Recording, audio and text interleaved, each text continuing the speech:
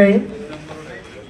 আমরা চাই সকলে মিলে আমাদের পার্টি চেয়ারম্যান জনাব তারেক রহমান সাহেবকে এই ঢাকা 17 আসন থেকে বিপুল ভোটে বিজয়ী করব।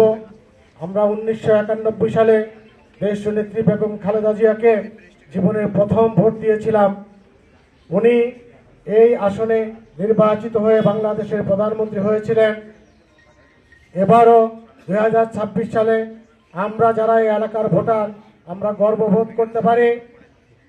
আমরা যাকে নিজেদের ভোটাধিকার প্রয়োগ করব, আমাদের ভোট যাকে আমরা প্রদান করব, তিনি হয়তো আগামী দিনে এই দেশের প্রধানমন্ত্রী হবেন।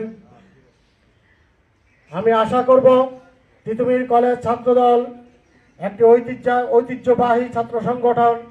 আমাদের ইতিহাস আছে, ঐতিহ্য আছে, আমাদের মধ্যে প্রতিদ্বন্দ্বিতা আছে, কিন্তু সকলকে মনে রাখতে হবে তিতুমির কলেজের ঐতিহ্যকে সমুন্নত রাখার স্বার্থে সকলে কাঁধে কাঁধ মিলিয়ে একযোগে আমরা কাজ করব এবং জনাব তারেক রহমান সাহেবকে এই ঢাকা 17 আসন থেকে বিপুল ভোটে বিজয়ী করে বাংলাদেশের ক্ষমতার মসনদে নিয়ে যাব এ আশা ও প্রত্যাশা ব্যক্ত করে আমার তিতুমির কলেজের সকল ভাই বোনদেরকে আবারও শুভেচ্ছা এবং অভিনন্দন জানিয়ে আমি আমার বক্তব্য শেষ করছি।